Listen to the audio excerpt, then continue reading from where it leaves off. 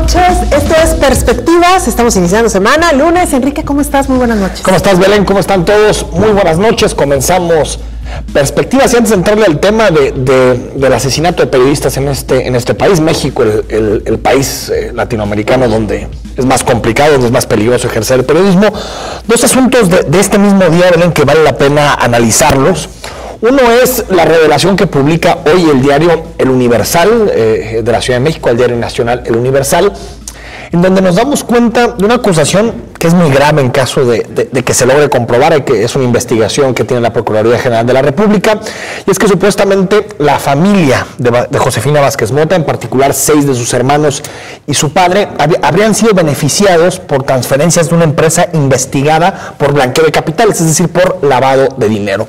Supuestamente, lo que dice la investigación que publica hoy El Universal es que habrían recibido en el año 2013 poco más de 13 millones de 17 millones de pesos en transferencias directas de esta empresa. No aparece el nombre de Josefina Vázquez Mota en la investigación, es decir, no está, o bueno, de lo que sabemos de la investigación, porque está en secreto. Claro. Bueno, más o menos en secreto. Está en secreto, más lo que no ha publicado el Universal. Y lo que nos lleva a pensar que es extraño que todo el entorno de Josefina Vázquez Mota se haya beneficiado, el entorno familiar, y ella no. Claro. Es al menos la primera especulación. La segunda, pues la guerra del lodo del Estado de México va a estar tremenda. Yo creo que esto nos habla de lo que significa un anticipo de 2018, ya como estamos hablando de temas tan cruciales, tan estructurales como acusar a alguien que su familia se ha enriquecido de fondos ilícitos o que ha recibido beneficios de fondos ilícitos. Veremos hacia dónde llega la investigación. Josefina Vázquez Mota hace algunas horas, un poquito después de las 2 de la tarde, hizo una comparecencia pública acompañada del presidente del PAN, de Ricardo Anaya. No dijo mucho más que le están haciendo una guerra sucia, no explicó exactamente lo de los fondos. Entonces veremos si esto acaba en una investigación formal, que la PGR nos diga exactamente qué pasó con estos fondos, o simplemente es un golpe de campaña, ¿no? Sí, no, definitivamente es un asunto que salpica totalmente la imagen de Josefina Vázquez Mota, aun cuando hasta, como bien lo decías, hasta donde sabemos no está todavía involucrada o no está involucrada. Es su familia, ¿no? En este asunto. Es su familia y sin embargo, pues son aspectos que pueden dañar la imagen de una persona. Aun cuando tú no hayas incurrido en ello, el hecho de que familiares tan directos, estamos hablando de sus hermanos, de su padre, estén involucrados en este tipo de ilícitos, pues la verdad es que sí preocupa. Y además, Enrique, que al final de cuentas, tú ya lo decías, la guerra sucia que apenas empezamos a ver en el estado, por el Estado de México, que hay que decirlo, es considerado la joya de la corona del Partido Revolucionario Institucional. Sí o sí, el PRI va a querer retener con todo al Estado de México, además con un candidato al que se le ha brindado todo el apoyo. Es tremendo, ¿eh? Y que hay que decirlo, Enrique, no la tienen tan segura. Me parece que este primer golpe es, digamos, de también, la dimensión del temor que se tiene que perder el Estado de México. Yo creo que sí, y también creo, y eso comparto lo que decía Josefina Vázquez Mota, de que hay una especie como de mensaje de una elección de Estado. El hecho de que ayer, domingo, todo el gabinete del gobierno federal estuviera ya respaldando el fuego del Mazo, nos dice la importancia que tiene para el PRI no perder esta joya de la corona, ya no solo, Belén, por un asunto que tenga que ver con retener el Estado más poblado, que es fundamental, pero también mantener la joya de la corona vinculada a un grupo político que es el más importante en este momento en el interior del PRI, que le mete todavía una simbología y una significación totalmente distinta, ¿no? Que es el grupo Tlacomulco, el grupo del que emerge políticamente Enrique Peña Nieto. Entonces sí creo que hay que tener siempre reservas con toda la información que se publica, hay que verlo con ojos muy críticos. Esto es aparte una investigación, no hay imputados, un juez no ha abierto ni siquiera una causa, es simplemente una investigación de la PGR que filtra a un medio de comunicación que esto sucedió. Si se comprueba, sí sería muy extraño que toda la familia de Josefina Vázquez Mota se haya enriquecido y ella no. O sea, de pronto cuando te pones a pensar, y no será que ella por sus relaciones políticas dijo, no, mejor tú recibes este cheque, tú no, transfieres la campaña. No lo sabemos, todos son especulaciones, veremos cómo avanza la investigación. En este momento están, como se dice, en secreto del sumario, es decir, no sabemos exactamente los alcances de esta investigación. Pero además, Enrique, a mí me llama poderosamente la atención que en estos tiempos, y lo digo porque cada vez el acceso a la información es mucho más efectiva, pues puedas incurrir en este tipo de delitos sin temor a que en algún momento puedan descubrirte. Y más cuando estás en política y cuando buscas cosas tan importantes. De figuras tan públicas, tan centrales. No hay que olvidar que Josefina Vázquez Mota fue aspirante a la presidencia de la República, ni más ni menos. Secretaria de Educación. Estuvo en el gabinete de Fox. Así es. Estuvo y operó más de 1,000 millones de pesos relacionados con migrantes en este país. No, a ver, ha estado en la primera línea de la política. Pero ojo, yo esperaba de Josefina Vázquez Mota hoy en la rueda de prensa, que duró 6 minutos y medio, me parece también una majadería. Claro. Esperaba una explicación. Yo no tengo ni nadie las pruebas para incriminarla, ¿no? Eso es una investigación y todo lo que sabemos, lo que el medio ha publicado. Pero si uno hubiera pensado, ¿sabes qué? Un poquito más de explicación de dónde viene eso, si lo niega por completo. Sí, nos falta esa explicación. Y en otro de los casos, Belén, antes de pasar al asunto de los periodistas, se archivó ya la causa López Castro. Hoy lo publicaba el diario Mural. Un poquito para hacer el contexto, López Castro es una oficina, un despacho, supuestamente de asesoría fiscal. Lo digo supuestamente porque no tiene ningún trabajo. Un despacho de asesoría fiscal que en su momento firmó un convenio con el Congreso del Estado para reducir la carga tributaria que paga el Congreso anualmente. Luego de trabajarle en torno a unos 6 meses, mandaron pues una cotización que extrañamente, sin haber recibido todavía el trabajo y sin tener ninguna deducción, la legislatura en ese momento 59 que estaba comenzando aceptó el pago de en torno a unos 58 millones de pesos. Primero lo firmó quien era secretario general del Congreso en ese momento, Alfredo Argüelles, y después lo ratificó con un pago de $500,000 de pesos Octavio Pérez Pozos, que fue quien reemplazó a Alfredo Argüelles en la Secretaría General del Congreso. El fraude es que, a menos de que estemos locos, nadie acepta pagar por un servicio que no recibió. Claro. Digo, no se ven en sitio cuando vas a la lavandería y te traen, dices, oye, está bien, no me entregues la ropa, pero te pago. Claro. ¿No? Siempre lo interesante fue que el Congreso, a través de su Junta de Coordinación Política y de la Secretaría General, aceptaron el pago de 58 millones de pesos, que por cierto, por distintos intereses ya había llegado prácticamente a los 90 millones de pesos. ¿Qué pasó? El gobierno del Estado se negó a pagar esa cantidad, que es el que tenía que desembolsarla para que el Congreso pagara. Y al final este despacho López Castro se desistió con algunas artimañas que utilizó, digamos, pues de alguna forma el gobierno del Estado para decirle, ¿saben qué? Si siguen, pues se van a la vía penal. El hecho de que se haya archivado la causa, Belén, creo que es un pésimo mensaje, no tanto porque se haya pagado el dinero, sino porque el mensaje que se le manda a la clase política, que se le manda a la clase empresarial de este Estado que participa en actos de corrupción es, no te preocupes, si no lo cobras, no pasa nada. Tú intenta hacer la trama, tú intenta hacer fraudes, tú intenta simular gastos y cobros al Estado. Total, al final, si te cachamos y tú renuncias a la lana, no pasa nada. Y me parece que es un mensaje muy preocupante que durante todo este tiempo, desde la legislatura 59, ya estamos en la 61, ni la Procuraduría General del Estado en su momento, ni la Fiscalía General hayan podido hacer una averiguación interesante, importante, sólida, profunda, claro, para poder determinar quién tuvo culpabilidad y si había, por ejemplo, diputados involucrados, ¿no? Totalmente, veremos cuáles son las reacciones y qué es lo que se dice en los próximos días luego de esta información. Y Enrique, antes de irnos a la pausa, porque nos quedan nada más unos minutos, el tema que ya mencionabas, 3 periodistas asesinados en lo que va del año. El caso más reciente, el de la periodista Miroslava Bridge, ella era corresponsal del diario La Jornada en el estado de Chihuahua y pues las reacciones, evidentemente el gremio periodístico se ha volcado desde este fin de semana, disculpe usted, en una serie de manifestaciones para decir un ya basta, un alto, porque como bien lo mencionabas, nos hemos convertido en uno de los países donde ejercer el periodismo es realmente considerado de alto riesgo, no es un asunto menor. No es un asunto menor porque si bien yo cuando coloqué algunos de estos mensajes condenando lo que sucedió en redes sociales, mucha gente me decía, oye, ¿y por qué hacer la diferencia entre un periodista y alguien más que es asesinado? ¿Por qué no causa la misma indignación las centenares de muertes que suceden en este país día a día? Por supuesto que todas son indignantes. El asunto es que a los periodistas se les mata no tanto por ni estar metido en una relación de crimen organizado, ni meterse en donde no deben de estar, ni por enfrentarse al crimen organizado, por nada de eso. Se les mata por su chamba, por su trabajo. Y creo que eso es lo más grave. a diferencia de lo que sucede con otras profesiones, que la mayoría de los ingenieros que han muerto no creo que los maten por ser ingenieros o arquitectos por ser arquitectos, no creo, más bien tiene que ver con que la idea del crimen organizado y también de algunos gobiernos que han estado involucrados en su momento es decir, cállate, claro. Es decir, censura.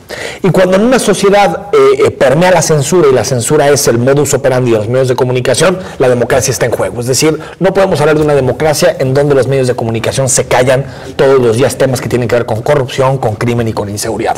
Por lo tanto, cuando se mata un periodista, estamos hablando de algo que trasciende incluso el mismo hecho del asesinato. Tiene que ver con enfrentarse a la democracia y enfrentarse a la libertad de expresión. En el caso de esta periodista que ya decías en qué medio trabajaba, yo creo que lo interesante de Miroslava es que nos da un mapeo de hasta qué punto se corre riesgos cuando te metes en ciertos temas, ¿no? En este caso, despojo, como el crimen organizado iba avanzando en tierras, sacando a algunos de las comunidades indígenas, por ejemplo, tarahumaras en Chihuahua, y el abandono, el hecho de que salga a llevar el jueves pasado a su hijo a la escuela a las 7 de la mañana y que se pueda acercar así, tal cual, un sicario, y con 8 balazos terminar con la vida de Miroslava. Nos tiene que poner mucho a pensar. No ha servido lo que ha impulsado la Fiscalía a nivel nacional de libertad de expresión, tampoco ha servido el mecanismo de protección de periodistas. Me parece que estas instituciones fueron para salirle al paso a críticas en su momento coyunturales, pero que son básicamente simulaciones. ¿No? Claro. No me parece que haya ningún compromiso del gobierno. Van 120 horas de aquel momento y Enrique Peña Nieto no ha puesto un tuit. Ni un tuit hablando del asesinato de la periodista. Ya van 3 en este mes, en marzo. Claro. Es decir, no le importa. Antes puso las condolencias a Reino Unido, que está bien, hay que ser solidarios con lo que sucede en el norte de Europa, pero nosotros, es extraño que ni siquiera ponga un tuit diciendo vamos a llegar hasta las últimas consecuencias, no se puede estar matando periodistas en este país. Pues ya es el colmo del cinismo de esta presidencia, ¿no? Claro, no, definitivamente es frenar ya los crímenes contra periodistas. Y esto cómo va a suceder, bueno, en la medida en que se empiecen a sancionar, a castigar estos crímenes, en la medida en que se dé con los responsables y se les castigue. En esa medida, entiendo, poco a poco iremos inhibiendo el que sea tan sencillo asesinar a un periodista en México y que todo quede impune. Y el otro aspecto, Enrique, que me parece también fundamental y que creo que es ahí también donde debemos avanzar, es que las autoridades de una vez por todas dejen de desviar la atención. En cuanto a un periodista es asesinado, lo primero que argumentan es que tenía problemas con alguna persona. Como los desaparecidos o como no. Tratan de es la misma explicación. Claro, tratan de desvincularlo de su profesión. Es facilísimo echarle la culpa al muerto, ¿no? Al asesinado. Claro, y yo no digo que se investigue, que se quiten todas las líneas de investigación, simplemente más bien que se pongan todas las líneas de investigación, incluso la del ejercicio de tu profesión. Desde 2010, 798 agresiones contra periodistas, denuncias ante la Procuraduría General de la República a través de este mecanismo, solamente 3 sentencias. 3 sentencias. Estamos hablando de un nivel de impunidad que supera el 98%, es decir, y lo escribía Alejandro Ope hoy en su columna del Universal, la tasa de homicidios de periodistas, si contamos el número de periodistas que hay en este país, es casi el triple que el de la población en general. Estamos hablando que es en torno a unas 70 por cada 100,000 habitantes, por cada 100,000 periodistas, digamos. Que no hay 100,000, pero es, digamos, una referencia. Y en el caso de la población en general es en torno a 20. Tremendo el dato. Bueno, Enrique, vamos a hacer una pausa. Ya está aquí nuestro invitado de esta noche, el presidente de la Comisión Estatal de los Derechos Humanos. Con él regresamos.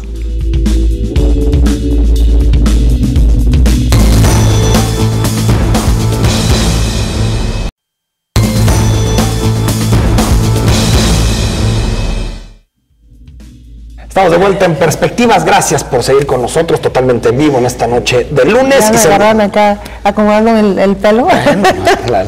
En vivo, estamos totalmente en vivo. Saludamos a Felipe de Jesús Álvarez Cibrián, él es presidente de la Comisión Estatal de Derechos Humanos. Ombudsman, gracias por estar aquí. Muchas gracias, Enrique, Belén. Bienvenido, presidente. Saludo a todo el amable auditorio.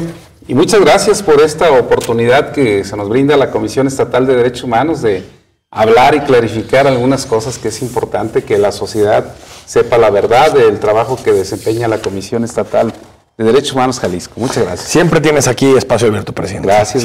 Ojalá siempre nos atiendas las invitaciones. Ombudsman, 10 años al frente de la Comisión. Casi 10 años. Casi 10 años. Casi 10 años. Y creemos que la situación de los derechos humanos no es mejor que hace 10 años. ¿Compartes esa visión? Bueno, es que habría que revisar qué se pretende interpretar con es mejor la situación de los derechos humanos.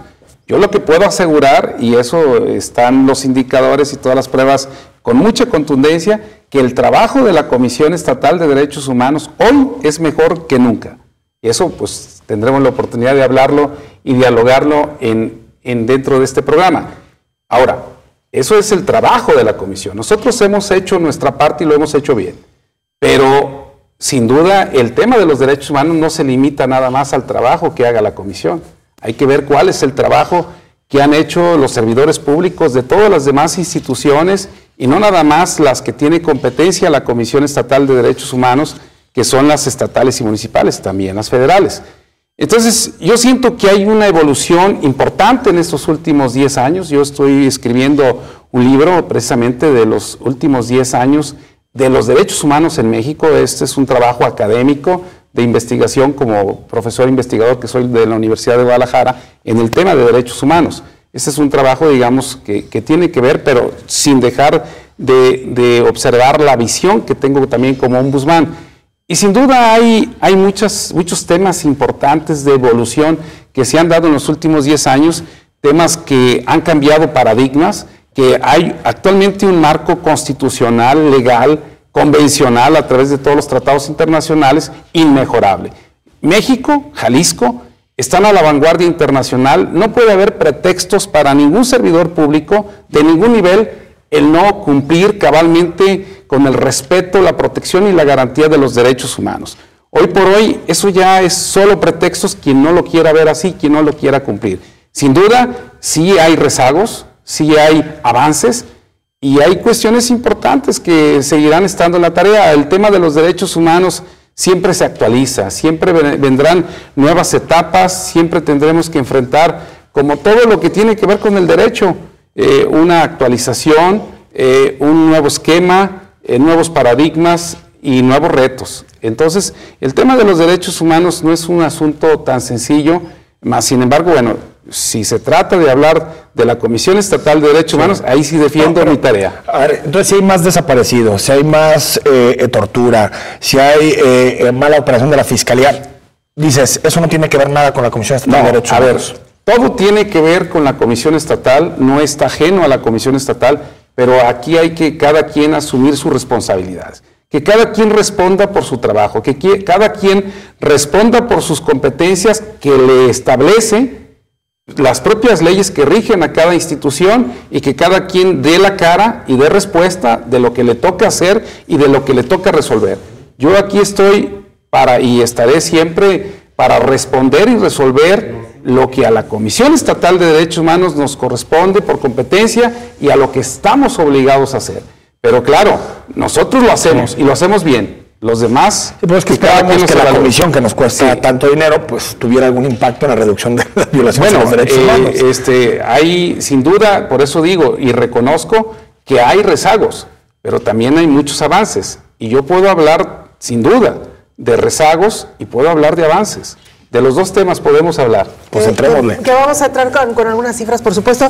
Y decir, Enrique, me parece que es importante mencionar el hecho de haber abierto este espacio y que le agradecemos al presidente que nos acompañe esta noche, es porque en programas pasados abrimos precisamente una mesa en donde organizaciones no gubernamentales, investigadores, académicos se han pronunciado en torno a la Comisión Estatal de Derechos Humanos en el marco de la elección del próximo presidente de este organismo. Y con base en estos señalamientos, presidente, pues uno de los aspectos que ha sido muy cuestionado es si la Comisión Estatal hoy por hoy tiene la credibilidad o no con la que nació originalmente. ¿Usted qué opina? Bueno, esto es muy sencillo. Es una visión, es muy respetuosa, es una visión que se hace desde este derecho humano tan importante como es la libertad de la manifestación de las ideas consagrado en el artículo 6º, que nosotros no podemos decir nada de que expresen y ejerzan ese derecho, pero también hay que recordarles que ese derecho se debe de ejercer con muchas responsabilidades, y una responsabilidad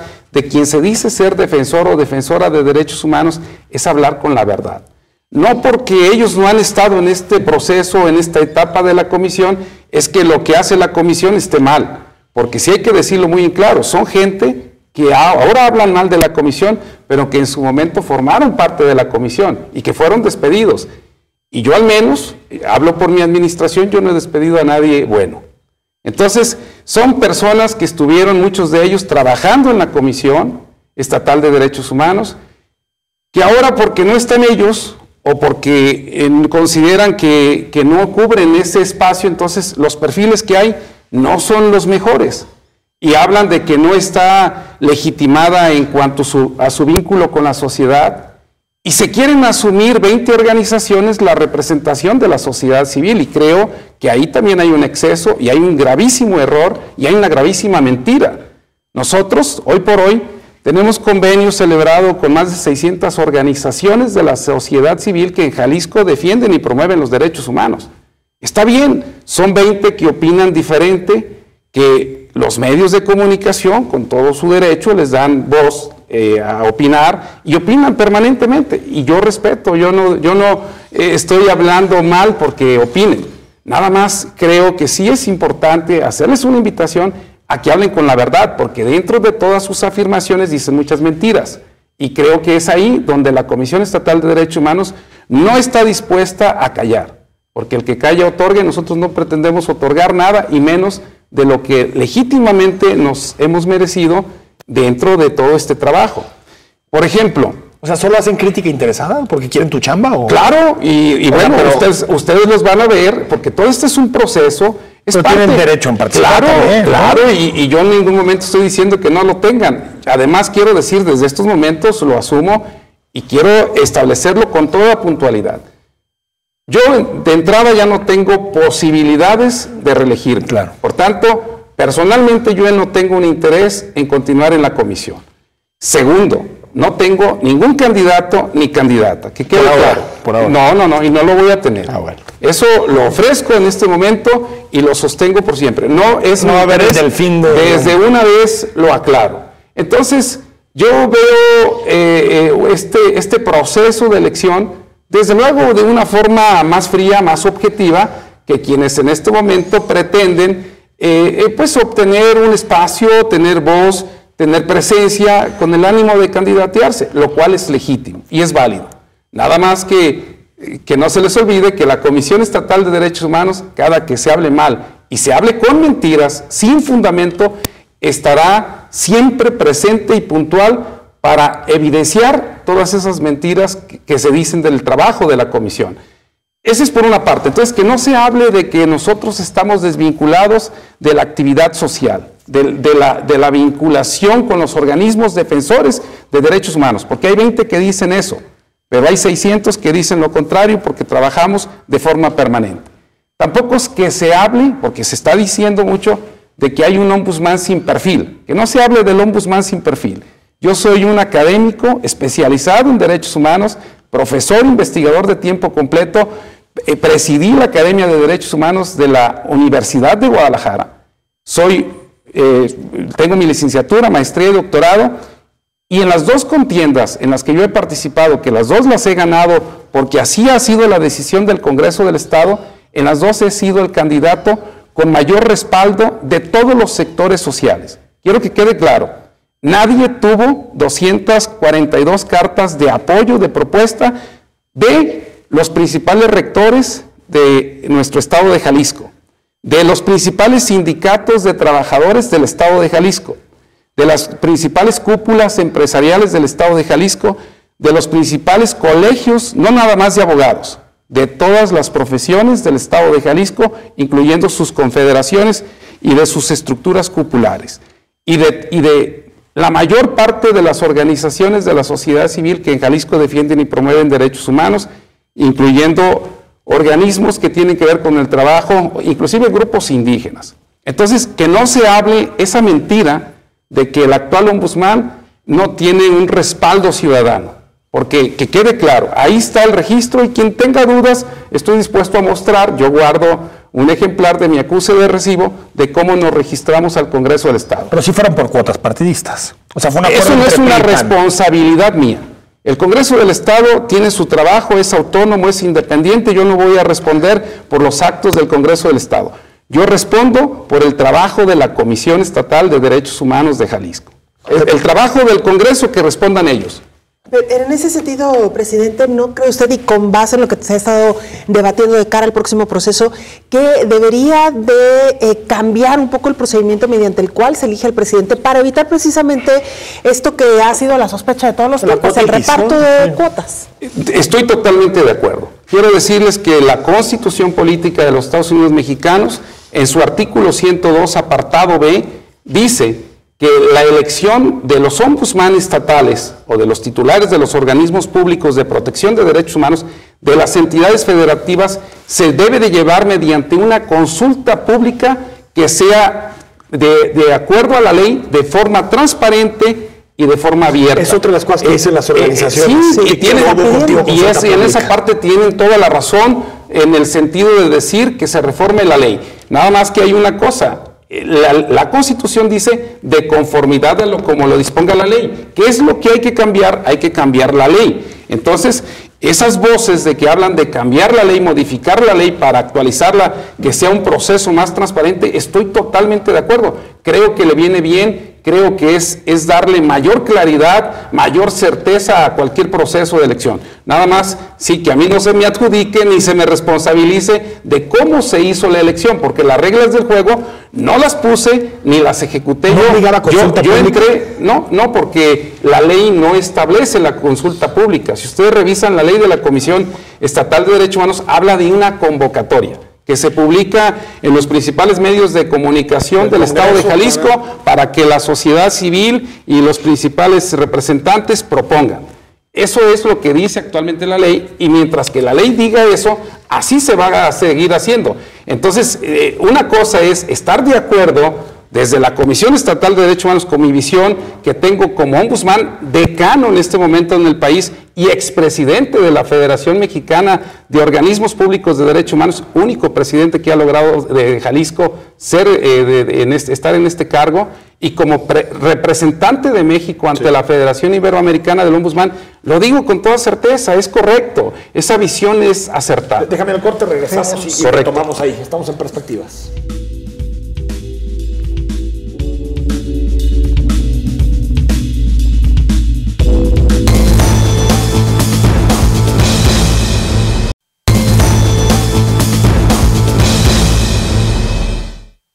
A pocos meses de salir de la presidencia de la Comisión Estatal de Derechos Humanos en Jalisco, Felipe de Jesús Álvarez Cibrián continúa señalado por activistas y académicos que, a título personal o en representación de organismos civiles, resumen en negativo los ya casi 10 años de gestión del Ombudsman en Jalisco. Lo acusan de haber sido electo y ratificado por un segundo periodo como presidente gracias a acuerdos políticos, en un proceso amañado e ilegal que lo obligó a tomar protesta a puerta cerrada. De cara a la elección de quien habrá de sucederle en el cargo a partir del próximo 1 de agosto, se avivan los señalamientos en su contra.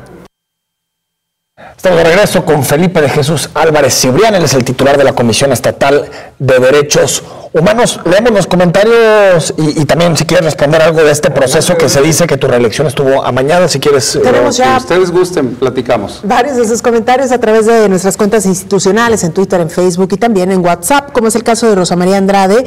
Ella dice, quisiera preguntarle al entrevistado si al terminar su periodo seguirán sus más de 20 parientes trabajando en la Comisión Estatal de Derechos Humanos. Bueno, pues yo creo que ahí hay una gran mentira, y si hay algún pariente, bueno, pues que quien lo afirme lo demuestre. Yo no tengo ningún pariente en la Comisión Estatal, así es que pues no sé de dónde venga ese comentario, pero sería interesante que digan quién es mi pariente. Nos escribe también Rafael 1880, eso en relación al tema que abordábamos al inicio de este espacio, Enrique, el asesinato en contra de periodistas o los asesinatos de periodistas. Dice, para mí, al matar a un periodista están atentando contra nuestro derecho a ser informado. Totalmente de acuerdo. Y Alfredo Morfín López nos escribe también y nos comenta, propongo la creación del Observatorio Ciudadano para la evaluación de los servidores públicos de los 3 niveles de gobierno, incluyendo a los de la Comisión Estatal de los Derechos Humanos. Pues, compro, Alfredo, pues es muy buena propuesta. Yo creo que a los observatorios ciudadanos se les debe dar mucha importancia y mucho impulso. En la Comisión Estatal de Derechos Humanos, quiero decirle a nuestro amigo Alfredo Morfín que les hemos dado mucho impulso a los observatorios ciudadanos. Prueba de ello es que actualmente contamos con 3 órganos ciudadanos muy importantes. Por un lado, el Consejo Ciudadano de la Comisión Estatal de Derechos Humanos, representado por 16 activistas, defensoras y defensores de derechos humanos, y por otro lado tenemos el Observatorio Ciudadano del Mecanismo Estatal para dar seguimiento y evaluar el grado de cumplimiento de la Convención sobre los Derechos de las Personas con Discapacidad, que también se integra por 18 ciudadanos muy importantes y conocedores del tema de la discapacidad. Y por otro lado tenemos el Observatorio Ciudadano para dar cumplimiento y evaluar el grado de implementación de la Convención sobre los Derechos del Niño, que ese está por rendir protesta ahora con motivo del Día del Niño, cercano a la fecha del 30 de abril. Entonces, pues sí, es un tema muy válido y nosotros lo impulsamos desde la Comisión Estatal de Derechos Humanos. Tu reelección, y si estuvo mañana, la última. Eso yo no me corresponde responderlo. Yo participé en igualdad de condiciones y circunstancias, fui la persona que más experiencia, que más apoyo y propuesta ciudadana tuvo, ya lo acabo de mencionar, y en ese sentido es una decisión que se toma por parte del Congreso del Estado en una votación que es democrática y que es libre, y que se requieren las 2/3 partes para que eso se pueda dar. Y además, ya es mucho hablar de amañado, mucho de que no fue legitimado. Este tema, nada más para que quede claro, hubo alrededor de 12 amparos que se interpusieron contra esta elección, y este asunto, como un caso histórico, llegó a manos de la Suprema Corte de Justicia de la Nación, quien resolvió y decretó el máximo tribunal de justicia del país que fue una elección totalmente legal. Eso es lo que las autoridades competentes les correspondió hacer. A mí no me correspondió hacer la elección. Yo participé como un candidato que ganó de acuerdo a la voluntad democrática del Congreso del Estado. Presidente, lo que sí es su absoluta responsabilidad son los resultados de esta comisión. Eso sí. Y ya lo decíamos al inicio, según algunas cifras y con base también en la percepción, que es importante, hay que decirlo, pues no hemos avanzado como se esperaba en cuanto a la protección de los derechos humanos en nuestro Estado.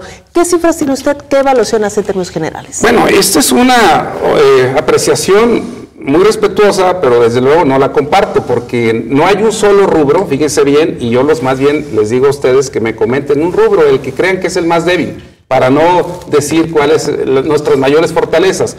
Yo nada más les voy a comentar, no hay un solo rubro, uno solo, en donde la Comisión Estatal de Derechos Humanos, en esta administración que yo encabezo, tenga los mejores resultados, en un solo rubro, no hay uno solo en donde tengamos los mejores resultados que cualquier antecedente que se pudo haber tenido en Jalisco. Miren, ¿les quieren que les hable? Les voy a hablar de lo mejor y ya después ustedes me cuestionan sobre lo que consideren desaparecidos, feminicidios. Mire, esto es muy sencillo, 6 rubros.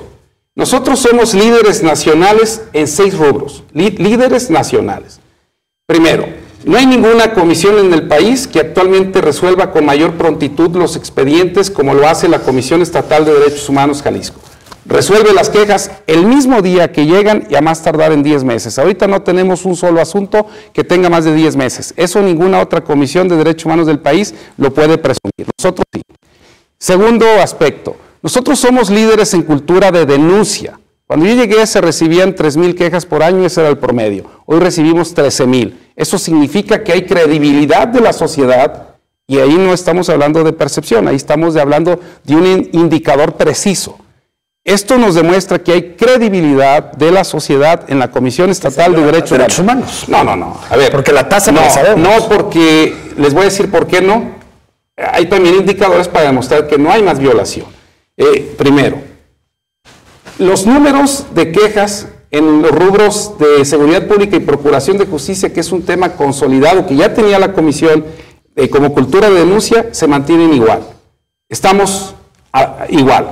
Lo que aumentó y que no había antes era, por ejemplo, el 30% del total de las quejas tienen que ver con violación al derecho al medio ambiente sano, desde la contaminación de nuestras aguas, de nuestros aires, de tercera generación. Sí, así es, el tema de nuestros bosques, de nuestra vivienda digna, de nuestra movilidad, todos los temas de tercera generación, no había quejas en la comisión. Hoy es la tercera parte. Y los temas de los grupos en situación de vulnerabilidad no había quejas prácticamente. Temas de derechos de mujeres, era mínimo lo que se denunciaba, ahora se denuncia muy comúnmente. De hecho, nuestro trabajo, para que, por cierto, de una vez aprovecho, decían o dicen que no trabajábamos los temas de los derechos de la mujer. Bueno, pues somos la comisión que puede presumir que tenemos más del 50% de nuestras resoluciones son en favor de derechos de mujeres que les han sido violados desde distintos aspectos de violación a los derechos humanos. Pero entonces hay mayor cultura de denuncia, que es el segundo rubro donde somos líderes nacionales. Tercer rubro, somos la comisión que más capacita en derechos humanos. El año pasado llegamos a una cifra rebasamos las 172,000 personas capacitadas a través de todos nuestros programas, desde diplomados, seminarios, talleres, foros, simposios, conferencias. Y no son cifras inventadas, porque al final de cuentas, cada que lo digo, sobra quien venga de ofrecido a pedir que le mostremos por transparencia todos esos datos. Ahí están. Y no tenemos ningún problema. Pueden acudir al Instituto de Investigación y Capacitación de Derechos Humanos, ahí está demostrado, con listas de asistencias, fotografías, programas. No sé, hacer un dato más también para decirte la parte crítica. Sí. Bueno, nada más me quedan 2 rubros. Digo, 3 rubros. Aceptación de recomendaciones. Tenemos desde el año 2010 logrando 100% de aceptación de recomendaciones, 7 años consecutivos. Ninguna otra comisión de derechos humanos del país lo puede presumir. Pero ya después no cambian nada. Hubo administraciones, no, pero esto aceptan la recomendación, pues sí. No, esto tiene su mérito. Hemos transitado por gobiernos de todos los partidos políticos. No se trata de un solo partido. Entonces creo que esto tiene un mérito importante. En otros estados nadie lo ha logrado. Y antes de mi administración aceptaban 50% del total de las recomendaciones. Entonces ahora hablamos desde 7 años a la fecha, 100% de aceptación. Nunca se había logrado. Tenemos, por otro lado, somos líderes nacionales en conciliaciones. La ley obliga a privilegiar la conciliación antes que la recomendación. Claro. Y somos líderes nacionales en materia de compensación, en materia de reparación del daño, bajo la figura de la compensación económica. Somos líderes nacionales en favor de las víctimas de violación a los derechos humanos. Ya casi 40 millones de pesos que se ha logrado. En las anteriores administraciones que me antecedieron, lograron 3.300.000 entre todos mis antecesores. Nosotros llevamos casi 40 millones de pesos logrados en favor de las víctimas de violaciones a los derechos humanos. Eso desde una perspectiva que es el tema económico, pero somos líderes nacionales y eso ahí está, no está inventado, ahí está cifra por cifra, recomendación por recomendación y cheque por cheque. Vamos al corte y también te sacamos algunos asuntos también críticos. Regresamos.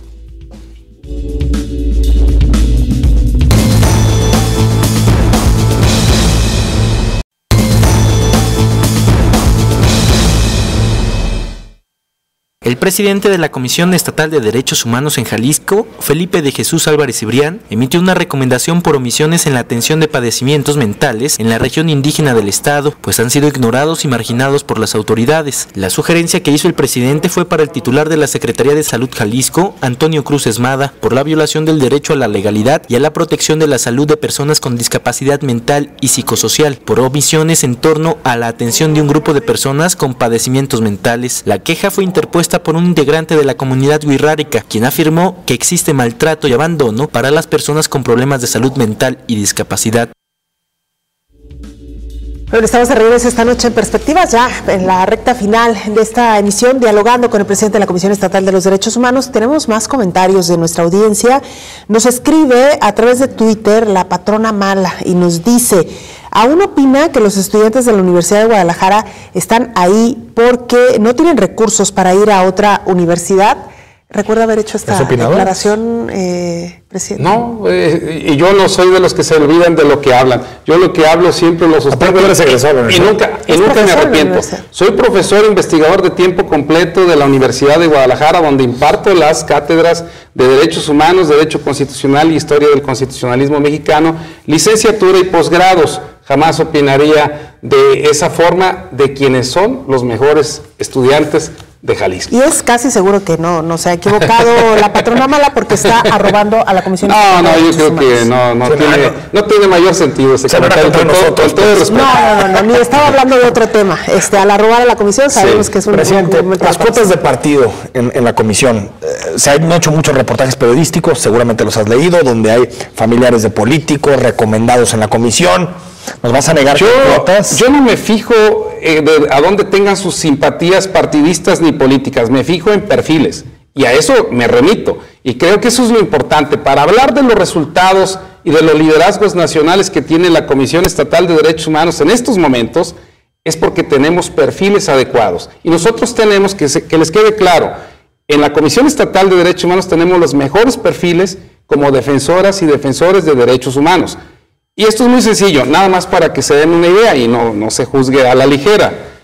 De 16 directivos que en estos momentos trabajamos en la Comisión Estatal de Derechos Humanos, 12. Tenemos el grado de doctores en Derecho, con una trayectoria, muchos de mis compañeros y compañeras, desde que se fundó la Comisión Estatal de Derechos Humanos. Gente con experiencia, gente con conocimiento, gente con la camiseta bien puesta y gente con el mejor conocimiento y preparación. Y nada más para completar, de 285 personas que estamos en la nómina de la Comisión Estatal de Derechos Humanos, hay 61 maestros en Derecho, maestras y maestros en Derecho, y 21 doctores en Derecho en total. Entonces casi es la tercera parte del total de la nómina que tienen un posgrado y una especialización en Derecho. Llegado por su afiliación política, ni que el PRI o el PAN al menos eso sería violar sus derechos humanos. Solamente quienes la ley establece como impedimento, quien es visitador general o visitador adjunto, eso sí, no pueden tener militancia partidista. Y bueno, pues yo creo que si vamos a hablar de ilegalidad o de algo que no es correcto, pues que revisen cada uno de los visitadores. Puede haber un trabajador en la comisión que tenga afiliación partidista, sí, a pesar de que la comisión es autónoma, ciudadanizada. Sí, no es un impedimento más que para ser visitador general. No, es mejor, no sí. Claro, y yo he cuidado mucho eso. Así es que en estos momentos, lo que yo he visto y he contratado después de 10 años, son perfiles, son personas con capacidad, con conocimientos, con trayectoria y que son los mejores. Y ojalá, aviente un reto, ojalá que el Congreso del Estado practique un examen de conocimientos a todas y a todos los candidatos a aspirar al cargo de la Comisión Estatal de Derechos Humanos, porque yo no tengo la menor duda que los primeros lugares serían las personas que puedan libremente y voluntariamente inscribirse a esta contienda y que pertenecen hoy por hoy al cuerpo de funcionarios públicos de la Comisión Estatal de Derechos Humanos. Y eso... Ya está la propuesta. No, esto lo anuncio desde estos momentos, es la primera vez que lo digo, y lo digo así abiertamente porque estoy convencido de que en la Comisión Estatal de Derechos Humanos están los mejores perfiles de los mejores hombres y las mejores mujeres en cuanto a conocimiento, trayectoria y perfil para defender los derechos humanos. Bueno, antes de que nos hable del perfil deseable para quien será su sucesor, nos llegan más comentarios. Nos escribe Felipe García, nos dice: para el invitado, no ha aumentado la confianza en la Comisión de los Derechos Humanos, lo que pasa es que un perdido a todas va.